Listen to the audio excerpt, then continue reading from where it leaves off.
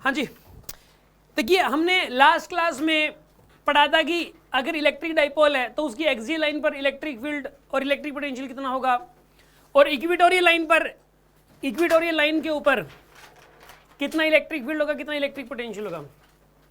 एक बार हल्की सी 2 मिनट की रिवीजन ले लेते हैं और उसके बाद हम पढ़ेंगे जनरल पोजीशन के ऊपर, जनरल पोजीशन पे इलेक्ट्रिक फील्ड और इलेक्ट्रिक पोटेंशियल कितना होगा।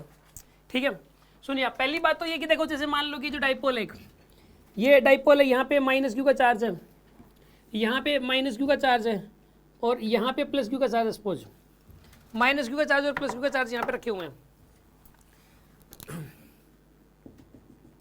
यहाँ पे ये डाइपोल इस तरीके से बना हुआ है, इसके अंदर जो ये वाली लाइन है, this is the axial line here. ठीक है, ये चार्ज है। ठीक है, और ये वाली जो लाइन है, ये लाइन कौन सी बताइए, इक्वेटोरियल लाइन है ये वाली, ये एक्सियल लाइन है और this line is equatorial line here, right. इसमें यहाँ पे इलेक्ट्रिक फील्ड है, ये पी पॉइंट पे एक्सियल लाइन पे कितना होता है electric field, 2 kp by R cube होता है। ठीक है, स्क्वायर क्यूब इन सब का बड़ा ध्यान रखना है, 2 kp बाई आर क्यूब होता है। और यहाँ पर भी इलेक्ट्रिक फील्ड जो होगा ना इस पॉइंट पे कितना होगा बताइए, 2 kp बाई आर क्यूब होता है, 2 kp बाई आर क्यूब हो जाएगा। और अगर मैं यहाँ पे कहूँ तो इलेक्ट्रिक फील्ड बताइए kp बाई आर क्यूब, और यहाँ पे इलेक्ट्रिक कहूँ मैं नीचे में kp बाई आर क्यूब होता है। ये r यहाँ से सेंटर से लेके यहाँ तक की डिस्टेंस है, और यहाँ भी यहाँ से लेके यहाँ तक की डिस्टेंस आ रहा है, इसमें भी यहाँ से लेके यहाँ तक की डिस्टेंस आ रहा है, इसमें भी यहाँ से लेकर यहाँ तक की डिस्टेंस आ रहा है। अच्छा अब सुनो, इसमें एक और बात, एक्सियल लाइन के ऊपर इलेक्ट्रिक फील्ड और इलेक्ट्रिक डाइपोल मोमेंट जो है एक दूसरे के पैरेलल होती हैं। एक्सियल लाइन के ऊपर इलेक्ट्रिक फील्ड और इलेक्ट्रिक डाइपोल मोमेंट क्या होते हैं, एक दूसरे के पैरेलल। और इक्वेटोरियल लाइन के ऊपर इलेक्ट्रिक डाइपोल मोमेंट और इलेक्ट्रिक फील्ड क्या होते हैं, एक दूसरे के एंटी पैरेलल होते हैं, एंटी पैरेलल होते हैं। बात समझ आ गई आपको। अब इलेक्ट्रिक पोटेंशियल, पोटेंशियल की कोई डायरेक्शन नहीं होती। यहाँ पे पोटेंशियल कितना होगा बताइए, के क्यू बाई आर स्क्वायर, के पी बाई आर स्क्वायर होता है, के पी बाई आर स्क्वायर। और यहाँ पर इलेक्ट्रिक पोटेंशियल कितना होगा, माइनस का के पी बाई, यहाँ पे माइनस का के पी बाई आर स्क्वायर हो जाएगा। और यहाँ पर पोटेंशियल क्या हो जाएगा, और यहाँ पर पोटेंशियल, ये पूरी लाइन की पोटेंशियल लाइन होती है, हर पॉइंट के ऊपर पोटेंशियल की वैल्यू 0 होती है। ये जो फॉर्मूले लिखे हैं, ये फॉर्मूले तो ऐसे बिल्कुल टिप्स पे होने चाहिए, तब तो गेम की शुरुआत होती है। उसके बाद तो क्वेश्चन प्रैक्टिस की शुरुआत तो फिर करोगे ना आप। जब ये चीज़ें पहले टिप्स पे होंगी तो पता नहीं कब कौन सा फॉर्मूला कहाँ यूज हो जाए, पता ही नहीं। कोई क्वेश्चन आपके सामने आएगा तो उस क्वेश्चन के अंदर आप कॉन्सेप्ट में दिमाग लगाओगे कि फॉर्मूला याद करने में दिमाग लगाओगे। फॉर्मूला तो टिप्स पे होना चाहिए, उसके अंदर वो जहाँ पर फंसाने की कोशिश आपको कर रहा है, जहाँ पर उस क्वेश्चन में ट्विस्ट है, आपका दिमाग तो वहाँ लगना चाहिए। पता चले बैठ के वहाँ फॉर्मूला याद कर रहे हो, फिर वो ट्विस्ट को कौन समझेगा, उसमें क्या दे रखा है, तो क्वेश्चन तो नहीं होगा ऐसे केस में।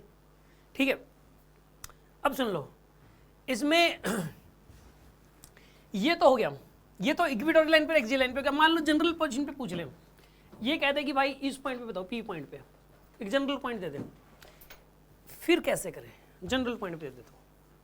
देखो जनरल पॉइंट पे अगर आपसे पूछेगा इलेक्ट्रिक फील्ड या पोटेंशियल, तो पहली बात तो सेंटर से डिस्टेंस देगा, ये वाली डिस्टेंस, ये डिस्टेंस दिए बगैर आप कर नहीं सकते, आर की वैल्यू जरूर देगा ये, पहली बात तो ये।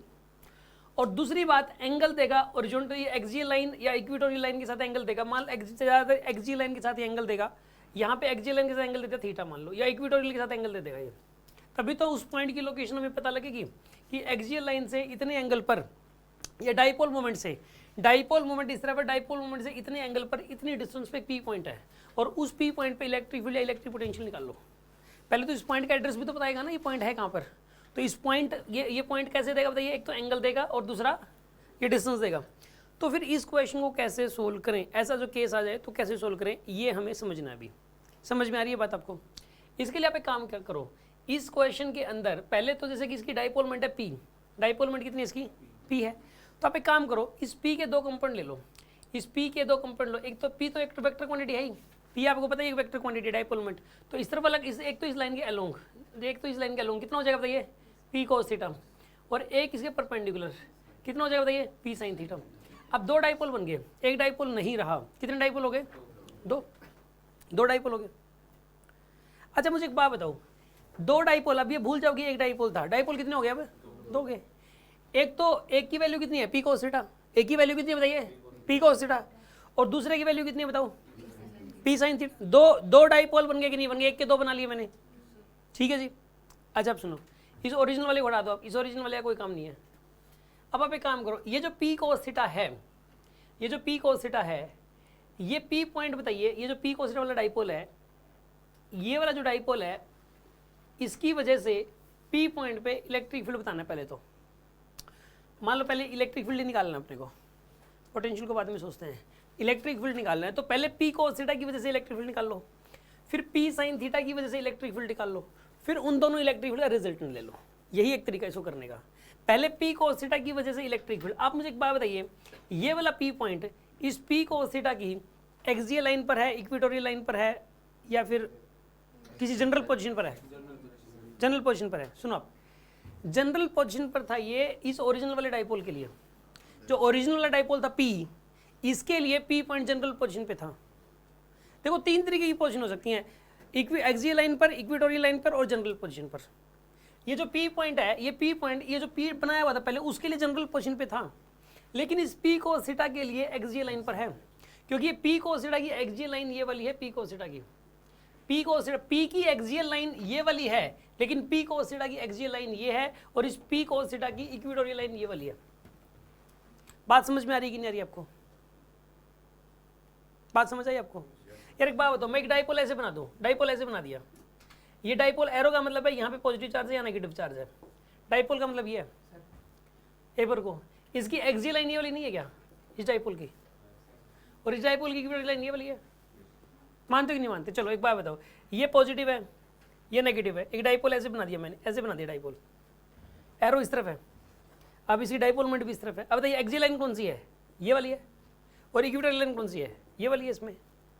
तो यार एक बात बताओ, जब ये डाइपोल ही टेढ़ा है, पी कोस थीटा डाइपोल है, डाइपोल मोमेंट ही पी कोस थीटा है, डाइपोल मोमेंट जो डाइपोल है ये वाला, देखो मैंने एक के दो बनाए, एक डाइपोल इसमें इधर है पी कोस थीटा का। अब डाइपोल जब इधर है, डाइपोल अगर इधर है ऐसे, डाइपोल मोमेंट इस तरफ है, डाइपोल मोमेंट ऐसे है, तो एक्सियल लाइन तो यही वाली हुई, इस पी कोस थीटा के लिए एक्सियल लाइन ये वाली हुई, और ये पी साइन थीटा जो है ये वाला, पी साइन थीटा, इसकी एक्सियल लाइन ये वाली हुई, ये वाली हुई, और इसकी इक्वेटोरियल लाइन ये वाली हुई। मतलब ये वाला पी पॉइंट, मैं ये बताना चाह रहा हूं कि ये वाला P point P cos theta की एक्सियल लाइन पर है और पी साइन थीटा की इक्वेटोरियल लाइन पर है, मैं ये बताना चाह रहा हूं। हाँ जी, पहले तो डाउट पूछो, आपके मन में क्या डाउट आ रहा है? हाँ भाई बोलो। पी कोस थीटा और ये पी साइन थीटा वाली एक्सियल और इक्वेटोरियल लाइन है, ये कौन सी चार्ज की रिस्पेक्ट में है? आपको क्वेश्चन दोबारा बोलो कि ये जो पी कोस थीटा वाली एक्सियल लाइन है ये कौन से चार्ज के रिस्पेक्ट में है, ये बोला आपने। तो पहली बात तो ये कि कोई चार्ज चूर्ज के रिस्पेक्ट में कुछ होता ही नहीं, पहली बात तो ये मतलब क्वेश्चन मतलब इलेक्ट्रिक डाइपोल के लिए। पहली बात तो कौन से वाले डाइपोल के रिस्पेक्ट में है, ये बात सही है कि सर जो एक्सियल लाइन है और इक्वेटोरियल लाइन है ये कौन से वाले डाइपोल के लिए ये वाली एक्सियल लाइन है। सुनो आप, ये वाली कौन सी लाइन की बात कर रहे हो, पहले लाइन की बताओ, कौन सी लाइन की बात कर रहे हो? P cos theta P sine theta क्या लाइन, एक तो ये लाइन है, या एक ये लाइन, देखो सर यहाँ पे सुनो आप, तीन लाइन है यहाँ पे, देखो रुको, चार लाइन, देखो कितनी लाइनें बनाई मैंने, रुको, एक लाइन ये वाली है पहली, ये हॉरिजॉन्टल लाइन, दूसरी ये वर्टिकल लाइन है, तीसरी ये वाली लाइन है, और ये चौथी लाइन है, ठीक है ना। किसी भी डाइपोल के तीन लाइनें हो सकती हैं, एक होती है एक्सियल लाइन, एक होती है इक्वेटोरियल लाइन, एक होती है जनरल लाइन, मतलब कहीं भी ड्रॉ कर दो फिर तो। एक होती है एक्सियल लाइन जो कि उन दोनों चार्जेस में से पास होती हुई बने, एक इक्वेटोरियल लाइन, और एक कोई भी लाइन, फिर उनके अलावा कोई भी लाइन होगी वो जनरल लाइन हो जाएगी। चलो बात करते हैं लाइन वन की। ये जो लाइन वन है, ये लाइन वन जो ओरिजिनल वाला डाइपोल था पी, उसकी एक्सियल लाइन थी, क्या थी उसकी? एक्सियल लाइन थी। ये लाइन वन जो है ना, ये पी कोस थीटा और पी साइन थीटा के लिए जनरल लाइन है, क्योंकि ये वाली लाइन पी कोस थीटा की लेंथ के अलोंग ऐसे पास नहीं कर रही, ये वाली लाइन, लाइन नंबर वन जो है ये जनरल जो डाइपोल था पहले पी, जिसके हमने कंपोनेंट लिए हैं, उसके लिए कौन सी लाइन थी? Axial line. अच्छा अब सुन लो, जो ये वाली लाइन है, मैंने ये बोला कि जो लाइन वन है, ये जो लाइन वन है, ये जो पहले डाइपोल था पी, उसकी तो एक्सियल लाइन थी, उसकी क्या थी? अच्छा एक बात बताओ, ये वाली जो लाइन नंबर थ्री है, जो लाइन नंबर, देखो लाइन नंबर थ्री पता क्या है? पी कोस थीटा की पी कोस थीटा के लिए एक्सियल लाइन है। लाइन नंबर थ्री क्या है बताइए? पी कोस थीटा के लिए एक्सियल लाइन है। और ये जो लाइन नंबर फोर है, ये पी कोस थीटा के लिए क्या है? Equatorial line, equatorial line. और ये दोनों general line P cos theta के लिए। तो अब बात करते हैं P sine theta. P sine theta के लिए एक्सी लाइन ये वाली है और इक्वेटोरियल लाइन ये वाली है। सर ये चेंज हो सकते हैं मतलब कि एक्सियल लाइन और इक्वेटोरियल लाइन पर उसके हिसाब से, मतलब चेंज हो सकती हैं उसके हिसाब से, किसके हिसाब से? पॉइंट के हिसाब से। पॉइंट यहाँ पर है अब, ठीक है ना। तो अलग बात सुनो आप, मैं अलग अलग केसेस में आपको एक सीधी सी बात बताता हूँ, सुनो आप ध्यान से। मैं ना क्वेश्चन करके दिखा रहा हूँ आपको एक और। मैं एक जनरल केस मतलब जो है ना पहले मैं लिखवा दूँ इसको, ठीक है ना। सुनो आप, मैं इसको लिखवा देता हूँ एक बार, फिर लिखवाने के बाद फिर उसके बाद क्वेश्चन कराऊंगा, उसे समझ में आ जाएगा आपको।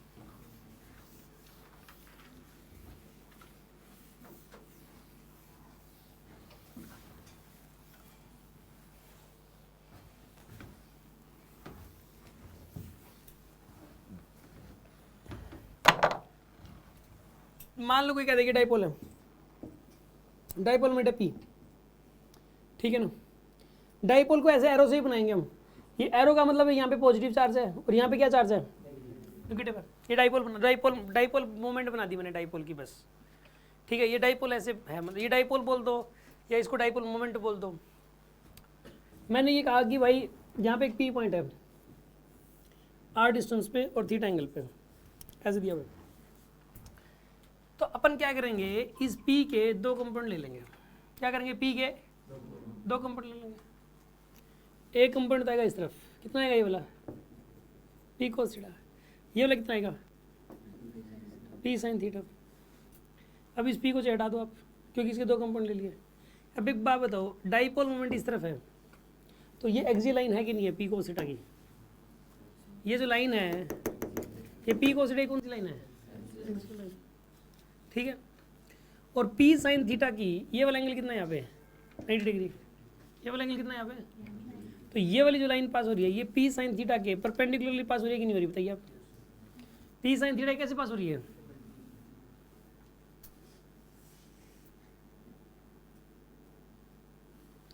यहाँ पे ये पी साइन थीटा के परपेंडिकुलरली पास हो रही है लाइन। तो यार इस डाइपोल की तो एक्सी लाइन के ऊपर है ये पी पॉइंट, और इस डाइपोल की इक्वेटोरियल लाइन पर है। इलेक्ट्रिक फील्ड लिखेंगे कैसे, सुनो आप।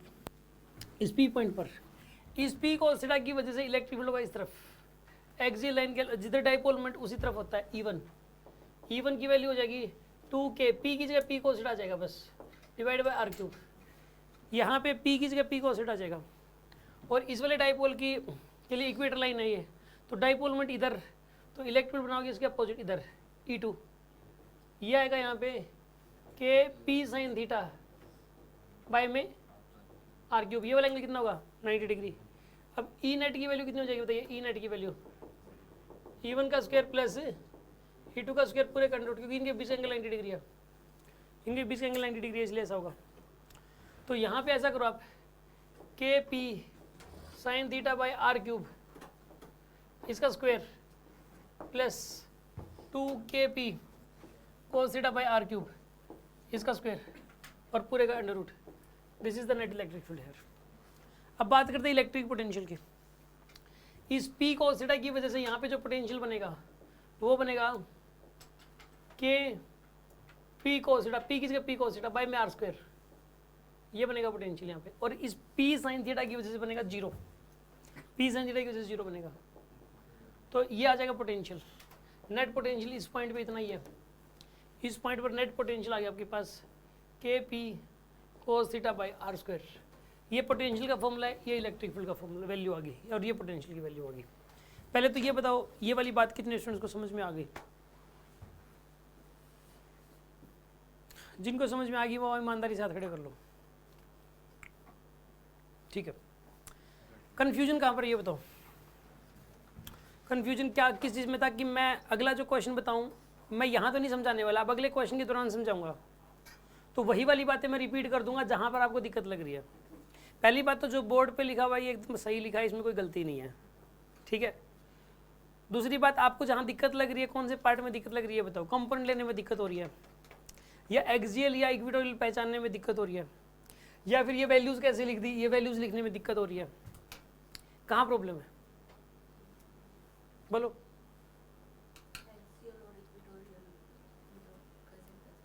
एक्सियल और इक्वेटोरियल कैसे पता लगेगा, इसमें प्रॉब्लम हो रही है। और कोई स्टूडेंट? वैल्यूज़ में प्रॉब्लम हो रही है। फॉर्मूले याद है बस, फॉर्मूले याद करने हैं, पी की जगह उस डाइपोल मोमेंट की वैल्यू रखनी है, पी की जगह P cos theta P sin theta रखना है बस, और तो कुछ है ही नहीं। यहाँ पे पी की जगह P cos theta P sin theta लिखना, फिर भी मैं एक बार दोबारा एक्सप्लेन कर दूंगा इस बात को, और एक्सियल इक्वेटोरियल को दोबारा से एक्सप्लेन कर दूंगा। और बताइए आप।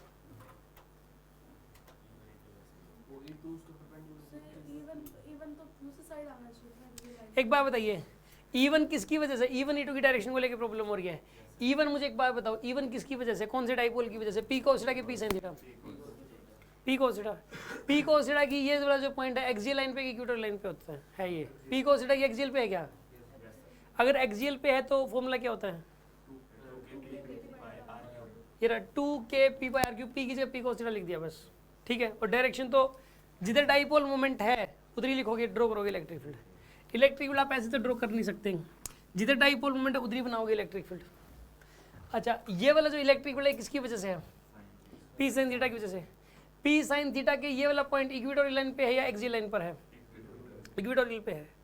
तो जब पॉइंट इक्वेटोरियल पर होता है तो इलेक्ट्रिक फील्ड बताइए डाइपोल मोमेंट के पैरेलल होता है कि एंटी पैरेलल होता है? तो यहाँ पे डाइपोल मोमेंट तो इस तरफ है, इसके एंटी पैरेलल डायरेक्शन तो ये वाली आएगी, और वो ड्रॉ करनी है इस पॉइंट के ऊपर, तो इस पॉइंट पे इसी तरफ ड्रॉ करोगे आप, तो डायरेक्शन तो ये बात होगी डायरेक्शन की। तो मैं एक क्वेश्चन के थ्रू समझा रहा हूँ आपको फिर से, है ना। हाँ जी, सर इसमें अगर बेसिक पॉइंट बन रहे हैं तो फिर वो कैसे पूछा जाएगा E1 E2? इसमें बेसिक पॉइंट सुनने वाली कोई बात ही नहीं है, नहीं बन रहा इसमें बेसिक पॉइंट, लिख भी नहीं रखा होगा, क्योंकि ना ये तो एट ए टाइम इसमें रट्टा मारने वाली कोई बात ही नहीं है। ये तो अगर सिर्फ किसी ने याद कर लिया तो ये क्वेश्चन जब तक नहीं हो सकता जब तक इसमें मतलब समझ नहीं लेता बच्चा। याद बेसिक पॉइंट तो बस वही बनते हैं इसमें, वो जो जनरल वो एक्सियल और इक्वेटोरियल वाले फॉर्मूले याद करने हैं बस, इसमें क्या याद करोगे यार, इसमें कुछ भी याद नहीं करना। सुन आप, ये नोट कर लिया होगा आपने, मैं एक क्वेश्चन के थ्रू समझा रहा हूँ।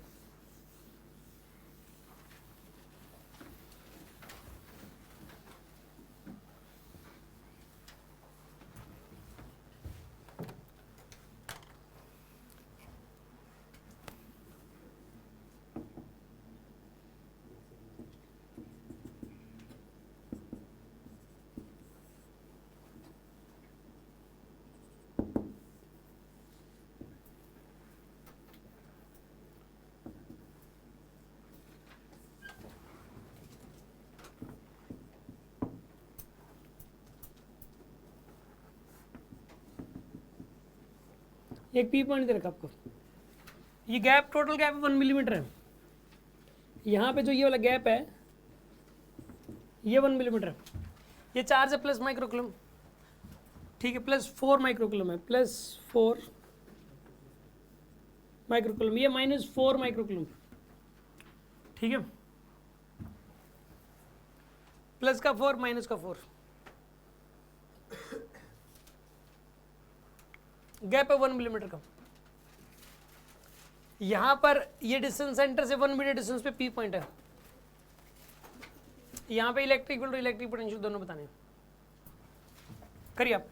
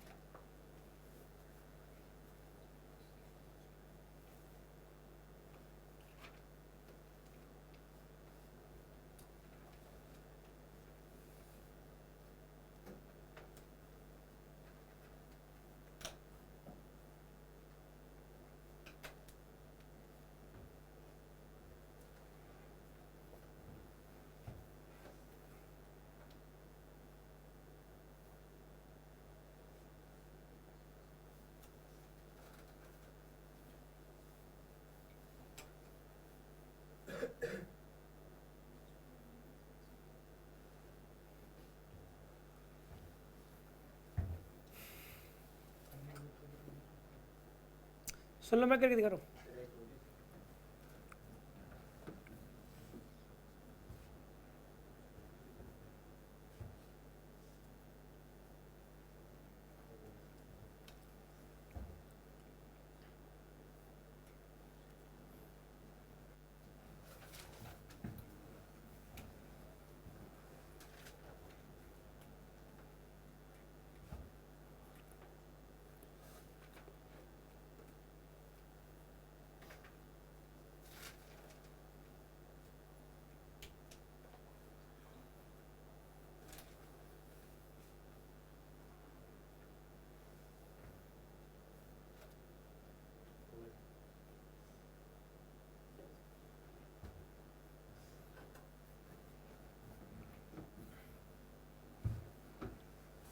चलो बहुत हो गया यार, सुनो आप।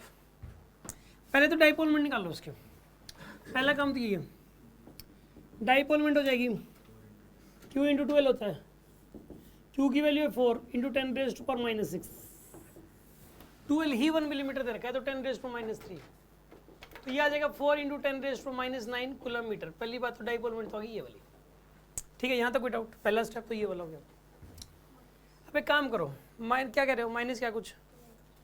किसी को डाउट हो तो बोल दो डाइपोल मोमेंट में। ये पहला स्टेप समझ आ गया?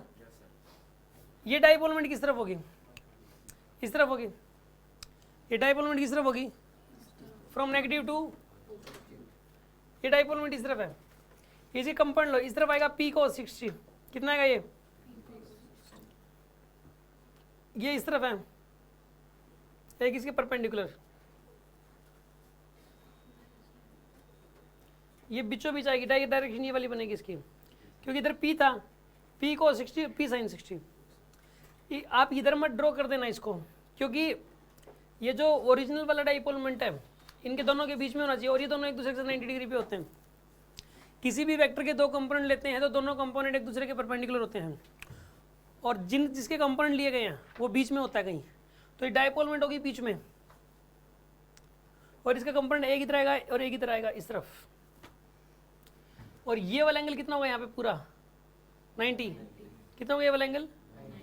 90 होगा। ये वाली बात समझ आती है आपको?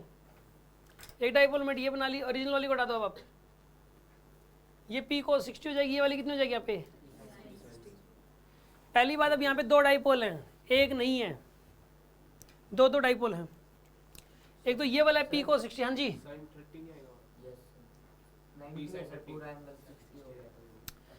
ये पूरा 90 है, ये 60, ये वाला एंगल कितना हो गया? तो फिर P को 30 लिखो। या तो आपको कंपाउंड लेने में दिक्कत हो रही है, इसका मतलब तो कुछ स्टूडेंट्स उसका मतलब कंपाउंड नहीं लेने आ रहे हैं। सुनो क्या होता है, कंपाउंड कैसे लेते हैं, सुन लो आप।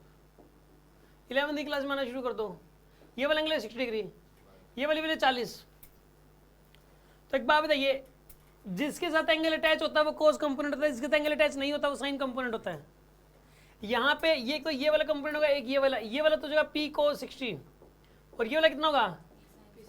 इसके साथ एंगल 60 डिग्री अटैच, तो इसके साथ है ना। आप कह रहे हो चलो मैं तो 30 लूंगा, 30 लूंगा तो 30 तो इसके साथ अटैच है, तो फिर 40 cos 30 लिखो। या तो फिर तो कोस कंपोनेंट, हाँ बिल्कुल हो सकते हैं। अब जैसे सपोज ये वाली वैल्यू मतलब मान लो 40 है ये वाली वैल्यू, ठीक है, इसमें दोनों एंगल पता है, ये 60 पता है, ये 30 पता है, तो दोनों कोस कंपोनेंट आ जाएंगे। ये वाला कंपोनेंट कितना हो जाएगा? 40 cos 60, और ये वाला कितना होएगा? 40 cos 30 होएगा ये वाला भी कंपोनेंट, क्योंकि इसके साथ भी एंगल अटैच है, इसके साथ अटैच वाला ले रहे हो। जब अटैच वाला एंगल लेते हैं तो कोस कंपोनेंट होता है। आ रही है बात समझ में आपको? अगर आपको ये कह रहे हो कि सर नहीं ये वाला एंगल 30 है, मैं 30 के हिसाब से चलूंगा, तो फिर P cos 30 लिखो, यहाँ पे वैल्यू वही आएगी, P sin 60 की या P cos 30 की वैल्यू वही आती है। अब समझ आ गया आपको?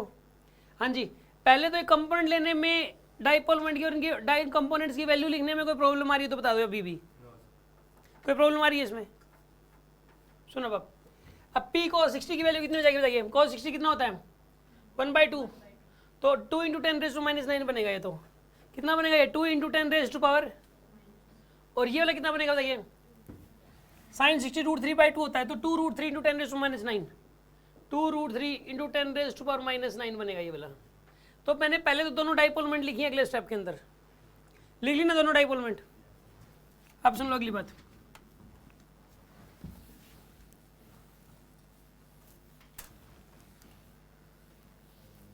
अब इस ओरिजिनल वाले डाइपोल, अब 2 डाइपोल हो गए बस। अब क्वेश्चन सिर्फ इतना सा रह गया, क्वेश्चन सिर्फ इतना सा रह गया कि एक डाइपोल मोमेंट तो ऐसे है, 2 डाइपोल मोमेंट है, और एक इसके परपेंडिकुलर ऐसे डाइपोल मोमेंट है, ठीक है। ये वाली तो है 2√3 इंटू 10⁻⁻⁹, और ये वाली कितनी है 2 इंटू 10⁻⁻⁹, और पॉइंट इधर है, अब ये P पॉइंट इधर है, और ये वाली डिस्टेंस कितनी है, इस दोनों का कॉमन सेंटर है, इस डाइपोल का सेंटर भी यही वाला है, और इस डाइपोल मोमेंट का भी सेंटर यही वाला है, कॉमन सेंटर है। कॉमन सेंटर से ये वाली डिस्टेंस कितनी है 1 मीटर। अब यहाँ पे डाइपोल मोमेंट बतानी है, इन दोनों की इलेक्ट्रिक फील्ड बताना है यहाँ पर, इसकी वजह से भी और इसकी वजह से भी। अब मुझे एक बात बताओ, डाइपोल मोमेंट इस तरफ, तो इस पॉइंट पर ये बताइए, ये वाली जो लाइन है, ये वाली जो लाइन है, अब ये जो डॉटेड लाइन है, ये वाली डाइपोल मोमेंट है, ये वाली 2 इंटू 10⁻⁹ वाली, इसकी एक्सियल लाइन पर है, ये P पॉइंट जो है, ये जो डॉटेड लाइन है, ये जो डाइपोल है, ये P1 है, और ये क्या बताइए P2, ये P1 है। मुझे एक बात बताओ, इस P1 के एक्सियल लाइन है कि नहीं है ये वाली लाइन, ये जो डॉटेड लाइन है, ये इस P1 की कौन सी लाइन है, एक्सियल लाइन है, मानते कि नहीं मानते, ये डॉटेड लाइन P1 की एक्सियल लाइन है कि नहीं है ना एक्सियल लाइन। डाइपोल मोमेंट इस तरफ है, तो इलेक्ट्रिक फील्ड भी इसी तरफ आएगा, इस तरफ आएगा इलेक्ट्रिक फील्ड E1 का। और इस E1 की वैल्यू जानते हो कितनी हो जाएगी, इस E1 की वैल्यू 2K P की वैल्यू कितनी है 2 इंटू 10⁻⁹ भाई R क्यूब का मतलब 1 का क्यूब, कितना आंसर आएगा इसका 36। सर क्या कह रहे हो, सर हाँ बोलो। सर यहाँ पे 2 इंटू 9 अभी 4 नहीं के है। की वैल्यू देती थी। क्या K की वैल्यू, P cos 60 की जो वैल्यू आई है 2 इंटू 10⁻⁹ यहाँ पे 4 इंटू 10⁻⁹ नहीं आएगा। क्यों आएगा 4 इंटू 10⁻⁹, cos 60 सोल्व वोल करके लिखा है इसको प्रॉपर। P की वैल्यू थी 4 इंटू 10⁻⁹, तो cos 60 की वैल्यू 1/2 लिखी, सोल्व किया मैंने, सोल्व करके ये आ गया। अभी भी डाउट है, पूछ लो यार, कोई डाउट हो तो किसी के मन में। अरे सुन लो, अब ये 36 आया इलेक्ट्रिक फील्ड इस तरफ, कितना है इस तरफ, ये अब डाइपोल मोमेंट इस तरफ है। एक तो ये जो लाइन है, इस डाइपोल मोमेंट की क्या ये लाइन, अरे एक्सियल लाइन पे है कि इक्वेटोरियल लाइन पर है, इक्वेटोरियल पर है ना इसके, इस डाइपोल मोमेंट की इक्वेटोरियल लाइन पर है, तो ये लाइन इक्वेटोरियल लाइन है, ये P पॉइंट। अब बताओ इलेक्ट्रिक फील्ड किधर होना चाहिए, डाइपोल मोमेंट इधर, तो इलेक्ट्रिक फील्ड इधर होना चाहिए इलेक्ट्रिक फील्ड, ऐसे E2, और कितना होगा बताइए इसका, लेकिन इसका हाफ थोड़ा ना होगा, वो तो इसी का, इसकी वजह से थोड़ा, इसके इक्वेटर थोड़ा निकाल रहे हो, इसके इक्वेटर भी निकाल रहे हो, तो डाइपोल ही बदल गया। अब तो अब दोबारा फॉर्मूला लगाओगे आप, अब डाइपोल दूसरा है, इसका हाफ थोड़ी ना लिखोगे आप, इसका हाफ तो इसी डाइपोल के इक्वेटर पे देखते तो होता। अब ये डाइपोल अलग है, तो करो आप इसको इलेक्ट्रिक फील्ड E2। ये बाय चांस इक्वल आ जाते P1 और P2 तो कर सकते हो। हाँ, वो तो फिर सोल्व करने में वही आ जाता, फिर तो बाई चांस इक्वल आ जाते। तो E2 की वैल्यू तो ये कितनी हो जाएगी, KP/R3, K की वैल्यू इतनी होगी, P की वैल्यू इतनी होगी बाय R3 की वैल्यू 1 का क्यूब होगी, कितना है यहाँ पर, ये 18√3। आ रही है बात समझ में आपको, सर अभी तो आपने बोला कि हाफ नहीं करेंगे।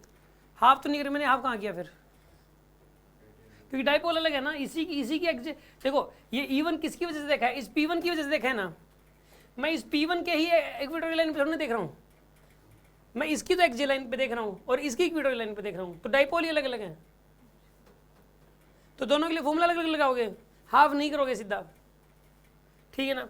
क्या लिखोगे E2 की वैल्यू क्या लिखोगे 18√3, क्या गया यहाँ पर, ये 18√3 आ गया E2 की वैल्यू। अब ये रिजल्टेंट इलेक्ट्रिक फील्ड निकल जाएगा, ये एंगल कितना है यहाँ पे 90 डिग्री, तो E नेट की वैल्यू कितनी आएगी, E नेट की वैल्यू 36 का स्क्वायर प्लस में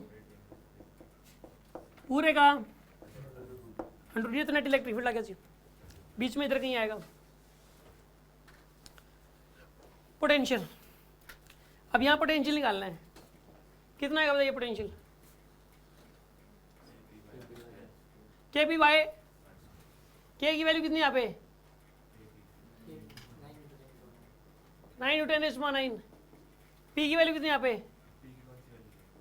पहले तो किस डाइपोल की वजह से पोटेंशियल निकाल रहे हो आप, इस डाइपोल की वजह से निकाल रहे हो ना, P1 की वजह से निकाल रहे हो, तो इसे ये लोगे के पी पाई आर स्क्वायर, के की वैल्यू ये, पी की वैल्यू ये वाली होगी पाई 1 का स्क्वायर, 18 आएगा ये वोल्ट पोटेंशियल, 18 वोल्ट, और इसकी इक्वेटोरियल लाइन पर है ये, तो इसकी वजह से 0 आएगा, तो पोटेंशियल आ गया 18 वोल्ट। ये आंसर है इसके, इस क्वेश्चन के आंसर हो गया। दूसरे डाइपोल की वजह से नहीं निकालोगे। दूसरे डाइपोल की वजह से, इस वाले डाइपोल की वजह से इस पी पॉइंट पर इलेक्ट्रिक पोटेंशियल 0 है। तो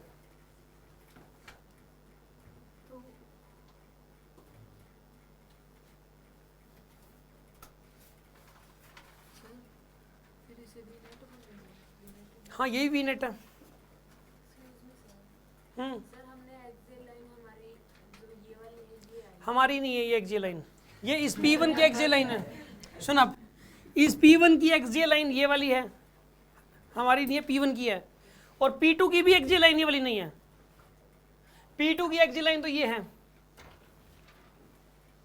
एक्सियल लाइन सिर्फ इसकी है ये वाली, ये लाइन इस P2 के लिए भी इक्वेटोरियल लाइन है। अब बोलो आगे। पहले तो मैंने आपका जो क्वेश्चन, कई बार बच्चा जो क्वेश्चन के हिसाब से जब पूछ रहा होता तो ये पता लग जाता है कहीं गलत तो नहीं सोच रहा वो, तो डाउट आ रहा है, मतलब माइंड सेट ये लगो, तो इसलिए मुझे पहले तो क्वेश्चन करेक्ट करना पड़ता है, फिर उसके बाद आंसर देना पड़ता है। हाँ जी अब आप बोल सकते हो, बताओ आगे। हमारे मतलब इसकी डाइपोल मूवमेंट इस तरफ आई है, तो डाइपोल मूवमेंट की डायरेक्शन उस तरफ भी तो आ सकती है ना सर, जो P2 है। सुन अब, पहली बात तो यहाँ पे दो डाइपोल हैं,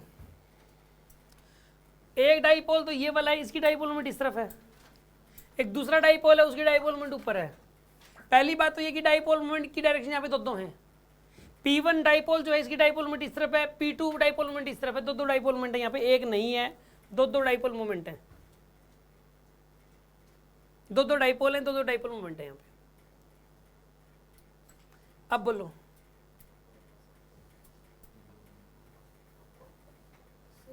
हाँ बोलो। अगर ये दोनों सेम हो जाते पी को, आप सेम के पीछे क्यों पड़े हो, एक सेम ले लेंगे अभी, एक सेम लेके दिखा दूंगा मैं सर बताओ तो। मैं बता दूंगा ना, अभी क्वेश्चन लूंगा ना सेम वाला, एक अभी भी लूंगा मैं सेम वाला क्वेश्चन।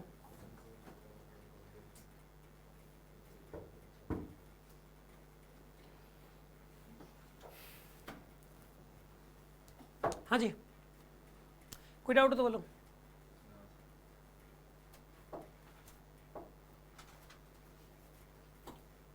डाउट है तो पूछ सकते हो भाई। अच्छा ईमानदारी से बताना कितना को समझ में आ गया। सर डाइपोल मूवमेंट की वो डायरेक्शन बताओ। सुनो आपने बोला कि सर डाइपोल मोमेंट की डायरेक्शन बताओ, एक इधर है एक इधर है, हो गया। इलेक्ट्रिक फील्ड की बताऊं सर ये एंटी पैरेलल क्यों क्यों होती है? होती है, कल तो इसी पे मुद्दा था हमारा, कल एंटी पैरेलल का बकायदा प्रूफ किया था, कल बकायदा डेरिवेशन किस काम के लिए, किस बात के लिए किया था।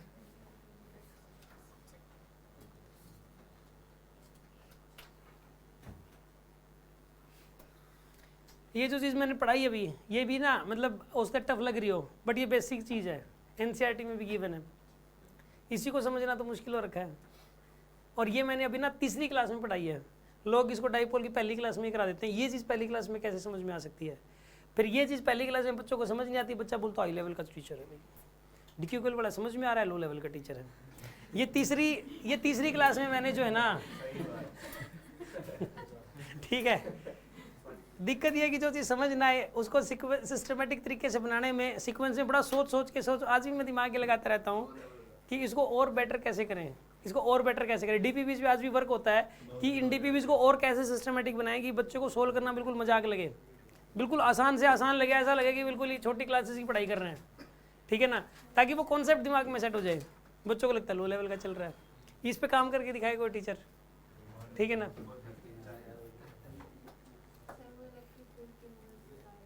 क्या कह रहे हो? अभी एक क्वेश्चन और कराऊंगा, उसमें समझ में आ जाएगा। अभी यहाँ पे स्कॉटिश स्कूल है, उन्होंने क्या किया कि उन्होंने टीचरों का नाम यूज़ करने की सोची कि एक दो दो तीन दिन पढ़वा लेते हैं, एक दो क्लास नाम इनका नाम हो जाएगा कि इनके नाम से बच्चे आ जाएंगे, फिर अपना इनसे स्कूल चल पड़ेगा। तो उन्होंने क्या किया, उनके पास पैसे बहुत हैं, सारे टीचरों को बोला कि आप मुंह मांगी रकम देना शुरू कर दिया। सबको ही बोला कि आप ये बताओ कितने पैसे लोगे, क्लासेज लेनी है 3-4, कुछ नहीं, ना डाउट लेने, कुछ नहीं लेना, बस आके बस पढ़ा के निकल जाना है, बस कुछ नहीं, बस नाम हमें तो आपकी फ़ोटो लगानी है, अखबार के अंदर फ़ोटो लग जाएगी, हमारे नाम हो जाएगा। पैसे भी उन्होंने बोले, ठीक है ना। लगभग टीचर बिक गए सारे के सारे, ठीक है ना। हम नहीं बिके, क्यों नहीं बिके? क्योंकि हमें टाइम चाहिए यार, पैसे वाली बात नहीं है, पैसा नहीं है, पैसा नहीं, इतना पैसा भी नहीं है यार, नॉर्मल है, इतनी ज़रूरत नहीं है, ठीक है ना। लेकिन हाँ, उस टाइम के अंदर मैं ये भी तो कर सकता हूँ ना, उस टाइम में मैं अपने कंटेंट पे काम कर सकता हूँ, ठीक है, उसको और बेटर कर सकता हूँ मैं।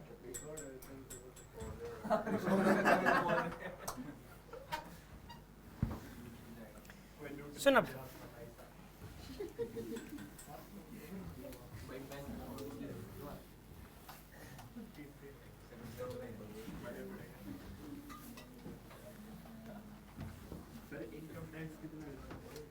इधर देखिए, आप एक क्वेश्चन करते हैं। क्वेश्चन ये है कि यहां पर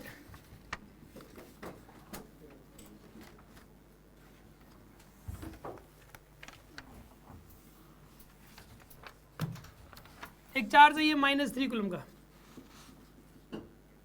यहां चार्ज है +3 कूलम का,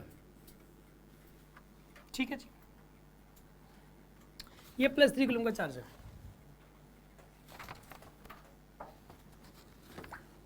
ये सेंटर है,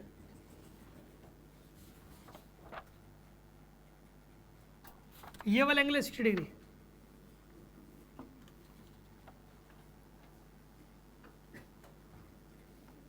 और वैसे मुंह मांगी भी कुछ नहीं दे रहे, वो 50,000 रुपये दे रहे महीने के, बस इसी बेचारे कुछ ज़्यादा नहीं दे रहे, उसमें पता नहीं क्या मतलब, जब 50,000 रुपये के चक्कर में 50,000 महीना क्या होता है यार, कुछ भी नहीं है। आप उसके लिए यहाँ पे बच्चों के 40,000 फीस लेके, 43,000 फीस लेके वहाँ 50,000 रुपये महीने में जा रहे हो आप, कमाल हो गया यार। आप उनको पढ़ाओ ना यार, उनके लिए काम करो ना, उनके सब्जेक्ट पे काम करो ना, उनके लिए क्या कर सकते हैं हम लोग, वो पागल हैं क्या, मतलब जो है ये सोचने वाली बात है यार, किसी को कहमत है ना, ये वाली बात। 3 मीटर दिल्ली तक जाएगी सर, अब तो 10 करोड़ लोग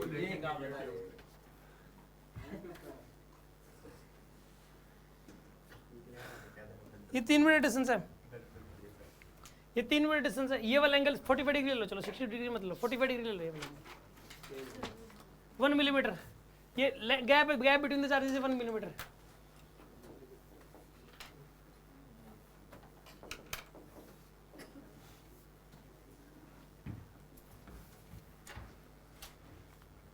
ठीक है ना, ये वाला 3 मीटर डिस्टेंस है, ये वाली -3 +3 गैप है 1 मिलीमीटर।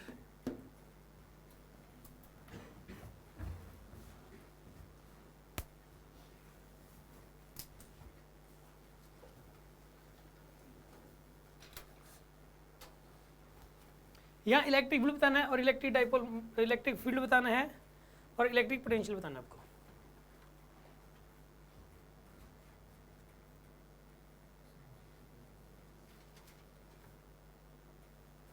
सर ये कूलम में नहीं है, माइक्रो कूलम में नहीं है। ये माइक्रो कूलम में कर लो यार, सॉरी यार,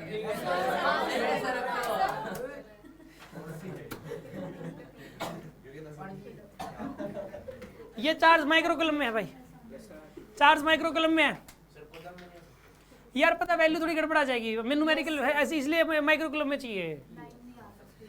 उसमें प्रॉब्लम, मतलब इसमें ना वैल्यूज तो ऐसी होनी चाहिए, कैलकुलेशन ना हो।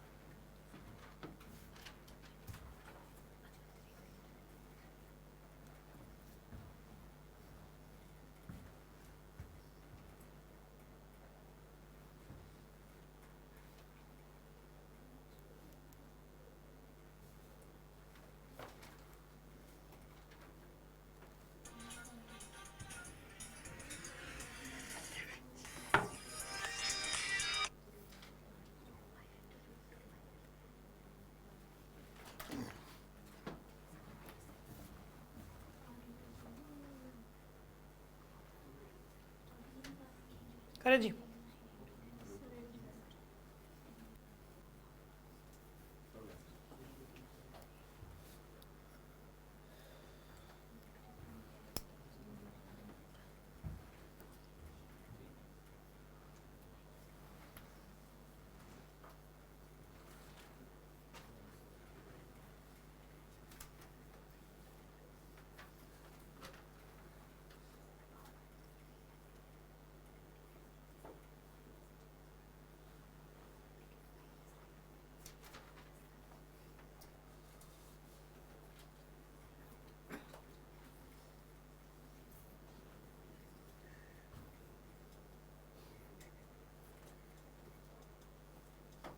यार कितनों से हो गए?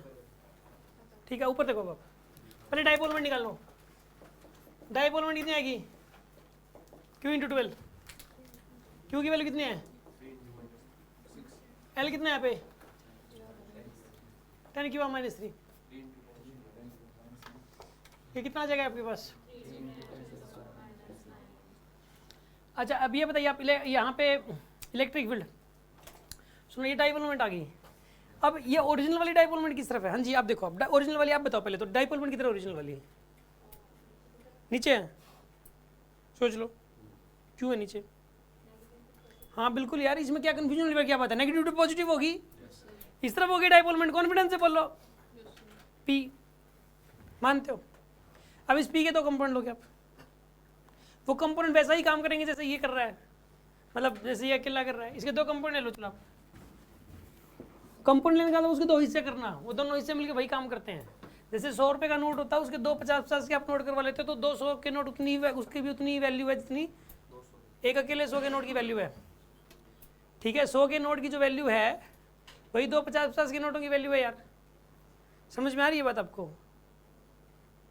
अच्छा एक बात बताओ, किसी से आप खुले करवाओगे, 100 का नोट दोगे तो बदले में 50 के नोट देगा, और वो 100 का नोट तो आपको देना पड़ेगा ना उसको। फिर ये थोड़ी ना कि भाई आपने 100 का नोट दिखाया, 2 50 की दी, 100 का भी रख लिया, 2 50 के भी रख लिए, आप तो 100 का तो गया। फिर तो ये वाला जो डाइपोल है, इसी कंपोनेंट लेने के बाद ये तो गया, ठीक है ना। यहाँ पे इधर आएगा P cos 45, क्या है इधर? P cos 45, इसी का cos 45 करो, कितना बनेगा ये? 3/√2 इंटू 10⁻⁻9, और एक कंपोनेंट इधर आएगा 3/√2 इंटू 10⁻, अभी इस ओरिजिनल वाले को हटा दो आप, बताओ आप। इसके दो कंपोनेंट लेने, ये समझ में आ गया आपको कैसे लें? हाँ जी, ये दोनों कंपोनेंट लेने समझ में आए कि नहीं आई? कोई डाउट हो तो बोलो। अब सुनो, ये जो P पॉइंट है, ये इस वाले डाइपोल की कौन सी लाइन पे है? एक्सियल पे, इक्वेटर पे है भाई? एक्सियल पर है नहीं है? एक्सियल पे है तो करो आप। इलेक्ट्रिक फील्ड इधर किधर आएगा? इलेक्ट्रिक फील्ड फिर जिधर डाइपोल मोमेंट है, डाइपोल मोमेंट इधर है तो इलेक्ट्रिक फील्ड भी इधर आएगा, इवन का। और इस वाले डाइपोल की किस पे है? ये इक्वेटोरियल लाइन पर है। ये लाइन जो है ना, इसके ये डाइपोल मोमेंट के परपेंडिकुलरली जा रही है ना, तो इक्वेटोरियल लाइन होगी। तो डाइपोल मोमेंट इस तरफ, तो इलेक्ट्रिक फील्ड इस तरफ आएगा, E2। E1 की वैल्यू कितनी हो जाएगी यहाँ पे? 2K।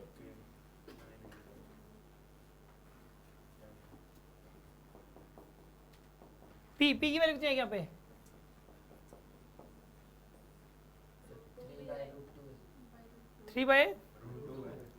3/√2 करोगे, सही बात है।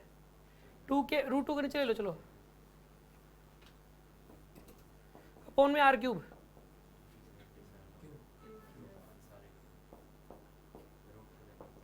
√2 आंसर आएगा। क्या आंसर आएगा इसका?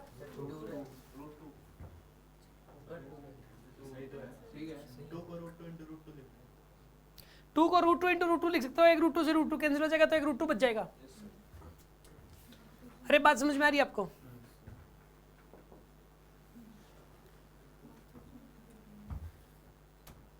E2 की वैल्यू बताइए। KP/R3। K तो इतना आएगा। P की वैल्यू कितनी है?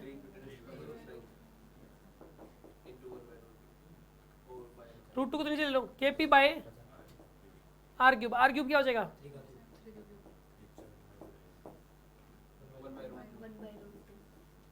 1/√2 हो जाएगी इलेक्ट्रिक फील्ड। अब ई नेट क्या आएगा,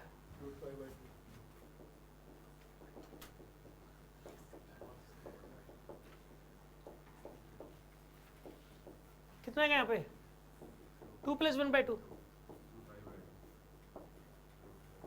ये आंसर आएगा ई नेट की वैल्यू। अब लिखना पोटेंशियल, पोटेंशियल तो कितना आएगा यहाँ पे, यहाँ पोटेंशियल आएगा इसकी वजह से, बताइए आप, के की वैल्यू हो जाएगी 9 × 10⁻⁹, पी की वैल्यू कितनी हो जाएगी यहाँ पे 3/√2 आएगा ना, के पी बाई r², 3/√2 रह जाएगा, कितना रह जाएगा 3/√2, पोटेंशियल 3/√2 आएगा, और इसकी वजह से कितना हो जाएगा 0 हो जाएगा, यही आंसर है बस। ये कितने स्टूडेंट्स को समझ में आ गया? हाँ जी, पोटेंशियल kp/r² होता है, कि हाँ पोटेंशियल के भी r² होता है, k की वैल्यू 9 × 10⁻⁹ आ गई, क्या की वैल्यू 9 × 10⁻⁹, p की आ गई वो 3 × 10⁻⁹ थी, तो √2 3/√2 आई है। डाइपोल मोमेंट इसकी वजह से निकाल रहे हैं ना, ये वाली डाइपोल, ये वाला डाइपोल ले नहीं रहे, डाइपोल मोमेंट ये वाली ले रहे हैं हम लोग, क्योंकि डाइपोल तो इसकी एक्सियल लाइन पर है, ये पी पॉइंट तो, ठीक है। अब सुनो एक और बात इसके अंदर, एक छोटी सी बात और रहती है स्टेबल अनस्टेबल इक्विलिब्रियम के बारे में, वो और बता देता हूँ अभी।